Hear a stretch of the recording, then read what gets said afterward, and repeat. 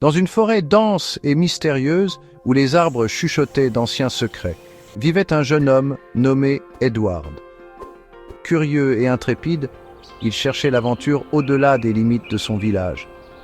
Chaque jour, ses yeux brillaient d'excitation alors qu'il s'aventurait plus loin dans le royaume verdoyant de la forêt. Un jour fatidique, alors qu'il explorait un sentier oublié, Edward rencontra un homme sauvage, nommé Belly. Avec ses cheveux en bataille et ses vêtements faits de feuilles et de peau, Belly semblait être un esprit de la forêt. Sa profonde connexion avec la nature et sa connaissance des plantes et des animaux fascinaient Edward. Prudemment, Edward s'approcha.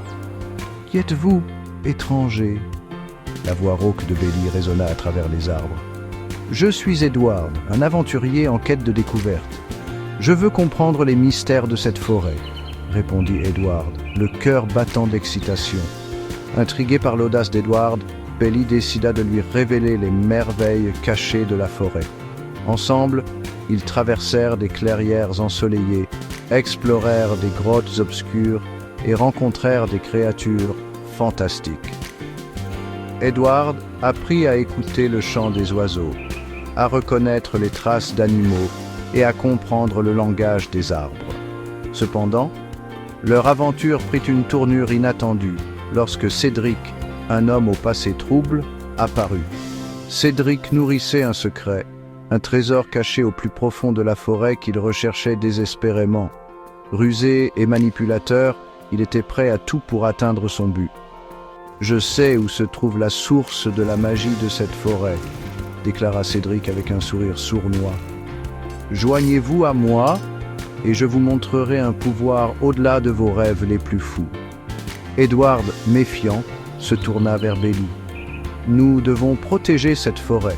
Sa magie ne doit pas tomber entre de mauvaises mains. » Belly acquiesça, déterminé. Ensemble, ils élaborèrent un plan pour déjouer Cédric. Utilisant leur connaissance de la forêt, ils créèrent des illusions, des pièges naturels et des astuces qui déstabilisèrent l'homme cupide. À chaque tournant, Cédric se heurtait à des obstacles imprévus, tandis que le lien entre Edward et Belly se renforçait. Finalement, épuisé et frustré, Cédric réalisa qu'il ne pouvait pas rivaliser avec la puissance de la nature et la loyauté des deux amis.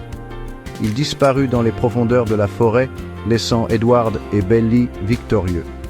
Cette forêt recèle de nombreux mystères, mais elle a aussi besoin de gardiens, déclara Edward avec détermination. Belly sourit, sachant que leur amitié et leur respect pour la nature les avaient unis. Ensemble, ils continueraient d'explorer, de protéger et de célébrer la magie de la forêt, prêts pour de nouvelles aventures à venir.